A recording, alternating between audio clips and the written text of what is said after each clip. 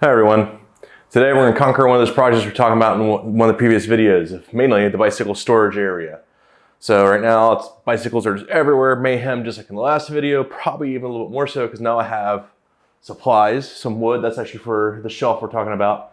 Right below me it's a bunch of 2x4s or equivalent, and actually 1x4 equivalent, and we're going to build a bike rack right here, or not bike rack, a bike holder right here to hold all the bikes that we have in our house. So let's switch over to a time lapse and see what happens. Start by clearing the work area. Then there's basically two baseboards of the 1x4s that are going to end up making the back plane of the bike rack.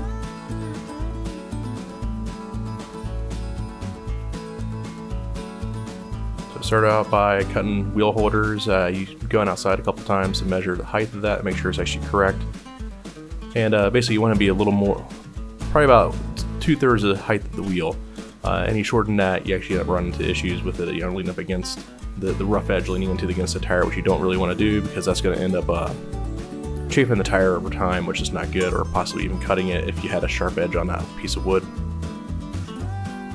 Right now I'm starting to set up the first bike here.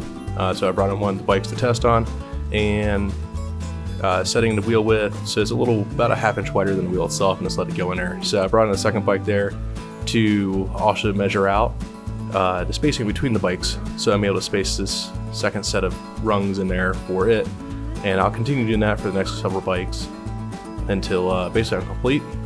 But you'll notice I have one other different bike in here, a fat bike, and that bike has a much wider tire, and it's also a much wider rear hub and cranks and everything else, so that bike needs a little special attention. And for that, I'm going to come in and use the reference bike that you see up against the rack, and then also bring it over and realize that it needs to be spaced out even further, and make sure I get the spacing correct for that particular bike. I continue on, and I end up having to make some other braces into this so it doesn't fall over, and to give it more stability, which I'll show in a future video. Right here, I'm placing all the bikes in for the final fit. And there we go. Stage 1 of garage reorganization done.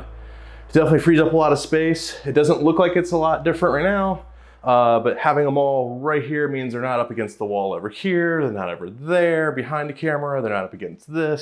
And it creates a pathway I can use to get in and out of here. There's plenty of room for me to get by. So yeah, that's definitely a big improvement here. That's stage 1. This is actually gonna get some extra stuff on it here in the near future. To hang tires, helmets, stuff like that. I'm gonna try to make like a rack system out of it as well. So I can just hang a whole bunch of stuff off of it and get it off the floor, as you probably see me move them all around 1,000 times during this project. So thanks for watching today. Just Ride.